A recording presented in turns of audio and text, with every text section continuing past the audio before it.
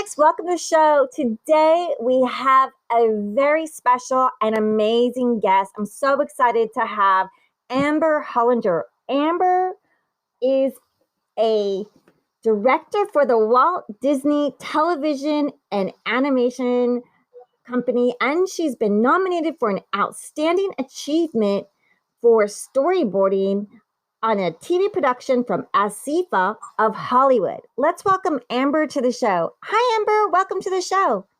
Hey, Marilyn. Thanks for having me. Oh, we're so excited to have you because one, you're a female director, and two, you're so exceptional at what you do. And I just wanted to let our audience know you have such amazing experience working on over 36 properties and collaborations with companies such as Disney, Warner Brothers, Apple TV, Nickelodeon, and the list just goes on. So we're just so excited that you're on the show today. Well, that's really kind. I'm appreciative to be here. Yeah, and can you just let everyone know where you're recording with us live today? I'm recording live. I'm recording live from my home office in Santa Clarita. The studios are still closed. So normally I would be in Burbank or Hollywood or Glendale, but it's a lot of Santa Clarita right now, I have to say. SCV, strong.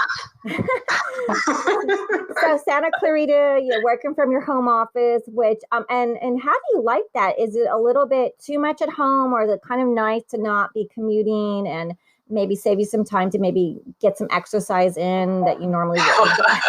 I don't know. That probably would be a good idea, but it's a two-edged sword. I love not having the commute, but it's filmmaking is a very collaborative process. So there's some things that I definitely miss from not having my crew right at my fingertips, being able to go next door into an office and just draw little quick sketches or gather a meeting really quick to download a lot of information. So there's definitely a struggle. It takes a lot of effort for extra communication. I go overboard on communication and work from home because there's so many things that can slip through the cracks. Oh gosh. Okay. So yeah, that makes sense too. And sometimes Zooming is exhausting as well. It gets. Do you find it more tiring that when you're Zooming a lot? I do. We have a lot of meetings. I think that was my biggest difference from going from a storyboard artist years ago to directing. So directing has so many meetings. As a storyboard artist, I would just go in and draw all day. Now there's a lot of meetings. There's a lot of delegating, a lot of organizing. So I'm getting used to that. Still getting used to it. Oh, okay. Well, we're gonna ask you like how it all started and how it all came together for you. But I wanted to just ask you, since you are working on all these amazing animations for all these fantastic companies, growing up, did you have a favorite film that you loved? Oh, that is such an unfair question for a film nerd. There's so many, but Disney's The Little Mermaid, Princess Bride, Star Wars, Indiana Jones, Rear Window, Naked Gun, Airplane. I love The Goonies. I think Little Mermaid for me was the movie that kind of lit my fire for animation. I was always a good artist, but I always wanted to be a filmmaker. And when I saw The Little Mermaid, it kind of clicked. Oh my gosh, that's what I want to do. I want to be an artist. I want to make films where I can draw and make film at the same time. I can do everything that I love. I'm going to draw the shit out of everything. Yeah. So you were a little kid. Did you go with your family and your sisters and brothers to the movies? Was it drive-in or was it the hometown theater? Where did you watch your movies? I grew up in San Luis Obispo. There drive-ins, Sunset Drive-In is still open. I take my kids back every summer to go to the drive-in and they love it. It's a big treat for me. And our town was pretty small at the time. We had one theater with one screen and then we had the drive-in. So going to the movies was a very big deal. I remember seeing Empire Strikes Back in the theater. I remember seeing Indiana Jones and the Temple of Doom in the theater, which I was way too young to see that movie. And I remember screaming and yelling when that guy goes in, the priest goes in and he rips the heart out of that guy's chest. It's beating in his hand and he's holding it up. And I was like, no! So no way! I run out of the theater. Nobody's chasing me. My mom stays in there. I'm all by myself. What? Yeah, some film, that's why. Yeah, it's amazing, like all the films. I think in my day and age, like, you know, we saw all kind of things we probably weren't supposed to see. But I too love the Goonies, like, just, oh my gosh. And you guys all know at this point that I write children's books, so so Goonies for me was like, oh yeah, I'm a Goonies fan too. And like you said, Little Mermaid, that was one of the stories that I read, and the kids just loved it so much. And you know, well, the Disney version, right? Not the original, the OG version, pretty dark. Yeah. Oh, Like, I'm very sweet and comedic in my stories readings. Very comedic and very sweet with a big heart. Yeah, I changed the stories a lot when I read. That's how I invented my own stories. They're like, oh, your stories are so cool. Like I don't know about you if you babysit a lot, but I had to read a lot of stories. I got 3 kids. Okay, so you have to, because do your kids say like, I know that story, and like they know the story, but like the kids would memorize the lines as opposed to learning to read them. So I would change the stories up. I go, what about this page? And because they would just memorize it and they weren't really learning, so I had to trick these super smart kids into learning. How fun. Yeah.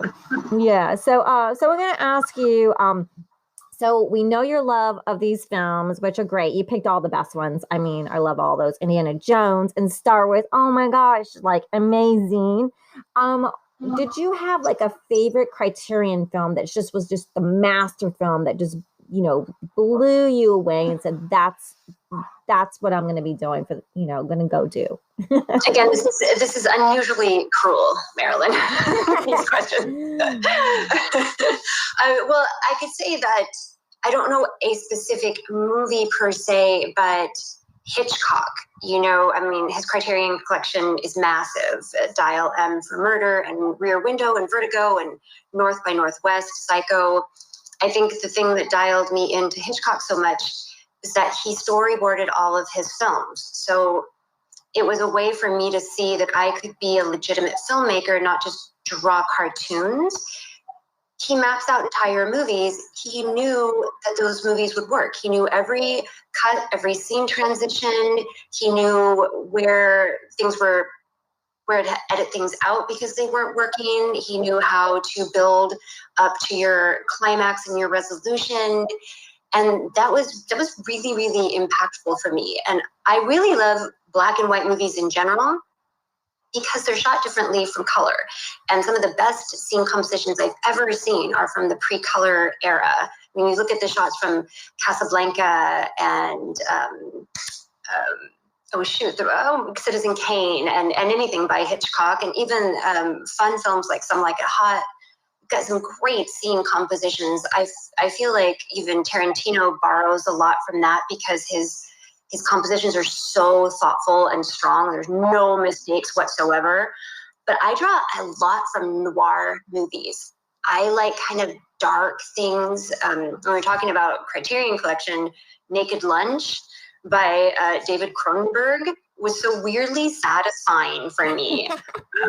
It's just so weird and different and dark, and so the images there are so interesting, and everyone has probably seen and loves Charlie Chaplin's Gold Rush, The Seven Samurai. I mean, there's so many great. It's so hard. Like, I'm sorry, that was a crap answer because I gave you 50 films and not one. Well, because we all love films that listen to the podcast and they're on podcasts, and it's just amazing. Like, there's so many, but there's some people, like, you know, like you said, borrow or get ideas or go, that's really great, because like you said, Alfred Hitchcock storyboarded everything before the set, which, you know, I found to be amazing. And and his angles and like you said, the composition, like I love how sometimes those glasses, he looks through the glasses or the feet, like the stranger in the train, they're just really amazing. And it's great tools for filmmakers or anyone that wants to learn the business is to study from the greats. So I'm going to ask you too, since you're a director, do you have a favorite director? Oh God! Again, you are killing me. There's oh my gosh. I mean, I have to mention some of the canon directors like Spielberg. I mean, E.T. and Jaws, Schindler's List, Jurassic Park, and Raiders of the Lost Ark, and then Martin Scorsese, Taxi Driver, Raging Bull, Goodfellas. I'll watch anything that Quentin Tarantino makes. I mean, come on, Reservoir Dogs and Kill Bill. Pulp Fiction is still one of my top 5 favorite films. Hitchcock, of course, as I mentioned. But what I really, really like or love in a director is I get charged up when I see someone with a strong point of view. I love when I see a sequence of shots so perfectly thought out that it manipulates me to feel the way the filmmaker wanted me to feel. Like, I love being manipulated. If you're doing your job, I will feel whatever you want me to feel. So, if I walked into a movie halfway through and I didn't know who the director was, and I could just call out, oh wow, this is Tarantino. That kind of strong POV for me is thrilling. I will be one of those people. I literally watch movies in the theater with my mouth gaped open. I will have those. I'm the best audience you'll ever want. Something suspenseful happens or dramatic happens, and I'm like, oh, you have me. I mean, I get chills when a director is knocking my socks off, and my feet are always cold when I watch a Miyazaki film. I think he should be included in the Criterion collection, and I don't believe that he is. His work is timeless, and it's so precise, and it's so identifiable. One of the best gifts I've ever gotten was somebody who gave me a book of his storyboards. He's a genius. Oh, that must have been amazing to see the storyboards because you can learn so much. Um, Beautiful. Is there a favorite scene, a director scene in a film that just blew your socks off? Again, this is how can you pick what? But what I knew that you were going to ask, as I would just be tripping over myself with all these amazing scenes, because you have, of course, like Jaws, you have that BiPAC shot that now is emulated throughout time in every movie. But because I'm an animation director, I'm going to call out an animated film. And I'm going to call out something that wasn't the biggest box office hit, but I think is super, super strong. So Disney's animated version of Mulan, directed by Tony Bancroft and Barry Cook. There's a montage sequence in there with Donny Osmond's version of Be a Man. If I ever have to teach a class, if I ever have to explain the use of a montage sequence and how to do it, this is my go-to thing. It is literally a class in and of itself. It is the perfect use of a montage sequence, which is to inform your audience about story points, things that are happening over a span of time, and it has to be things that move your story forward. So, so perfect. So at the beginning of this montage sequence, comes at the point in the film where Captain Lee discovers that his troops are nowhere near ready for war. They're not warriors. These people have all been drafted out of families to go fight. And so it's his job to train these suckers, and they're just in disastrous shapes. His recruits are horrible. So he sets up this thing. He's got this long pole where he puts an arrow at the top of this very, very long, like telephone pole kind of thing. And it's known that the soldier that can go up and get that arrow, that's the kind of soldier it's going to take to be in his army. So it starts in this very dark, saturated color story, muted blues and grays to kind of set like a somber, sad story. It visually tells you that Mulan is an outsider to this group. So they show you in very succinct shots that Mulan is visually separated from the group. The boys are teasing her. In every shot, she is visually placed at a lower level in the frame opposed to everybody else, so that you visually see that they feel that they are above her. She feels like she is below them. And we're just getting that without being spoon-fed. We're getting that visually. And even though across this montage sequence, everyone in the recruit class is failing, they focus, because she's the main character, they focus on her reactions and feelings for this, because we have to remember that the stakes for her are very high here. If she fails, it's death to her father. So there couldn't be greater stakes here. So then we get to the point where everybody's failing. She's completely failed. And Captain Lee comes over to her and basically dismisses her. It's crushing. She's going to go home. This is utter defeat for her. And she's about to give up when she walks past that pole with the arrow on top. And she just kind of gets this resolve, you know. She's not the strongest. She's a woman, right? But she's not the strongest. She doesn't know what to do. She can't climb it. So if she's not physically smart or physically strong enough, she has to be smart. So she uses these leather straps to create a hold around the pole. And as she's climbing it, she ascends up this pole, and then our color story starts to change. All of a sudden, those muted blues and grays that we started with start getting kind of orange and yellow. And she literally is coming up into daybreak, up into the light, where you can see that she is starting, I mean, literally, she's starting to shine. And the rest of the recruits are coming out to watch her. And we don't see her reach the top of the pole, because what's really important is what Captain Lee thinks. So at the moment where she's reached success, the camera is on Captain Lee's tent. He's alone as he walks out of his tent, and all we see is the arrow thrown down into the scene in front of us, so we can see what his reaction is to this, because it's his approval that we need.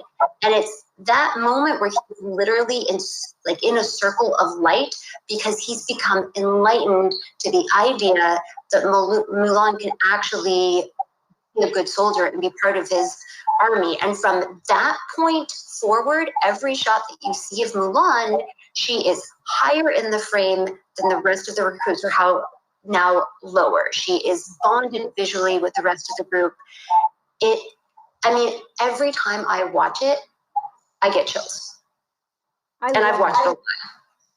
I love that. And like you said, the framing that she's now higher, and like as she's getting to the point where she's going to be a successful recruit, the light, and it's from his point of view. There's so many amazing things that film, the choices that directors do. So we're so excited about you and your work. And also I want to just briefly talk about, like, so you grew up, and did you grow up in Los Bispos, you said, in California? I'd say Central California, San Luis Obispo. Okay. It's close to Pismo Beach, and we spent our summers at Cayucas Beach. Most people know it for Cal Poly. Okay, great. So when you were a little kid, what age did you start drawing? Oh, as soon as I could pick up a pencil. It's the only raw talent thing that I have. I mean, I'm not good at a lot of things. I'm good at drawing, filmmaking, and being a mom. And that's it. That's all I got.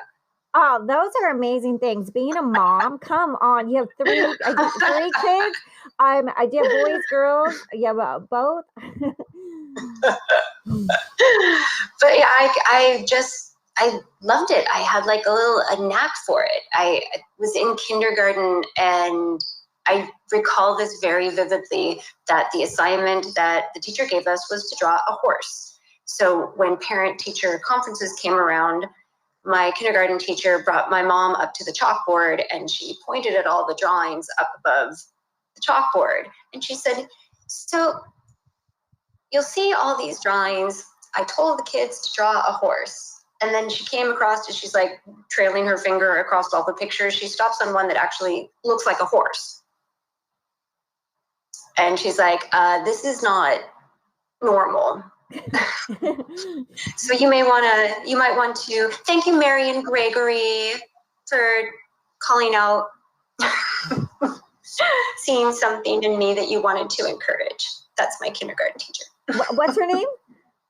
Marion Gregory. Marion Gregory. Wow. So your horse was like like the horse of all horses, you know? Well, it would just look like a horse. You know, I mean, I don't, maybe you don't, but 5-year-olds drawing a horse, it looks like a lot of scribbles with like a head and long legs. Mine actually look like a horse. I didn't know that that wasn't normal, but my family was super supportive. I was really, really lucky to have people that encouraged me, because that's kind of a pipe dream to be, I want to be an artist and I want to make movies. And, you know, that's usually pie in the sky kind of stuff.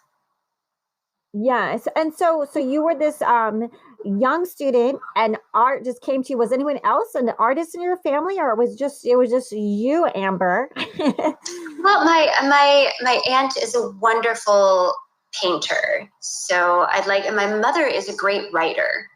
So I'd like to think that I tapped in. Nobody is a professional artist in my family. I am the only one. And that is amazing. So did you go to you obviously I know where you went to college, but like to get into Cal Arts, right? It's very hard to get in. So can you tell us you're getting into the wonderful school that you went to?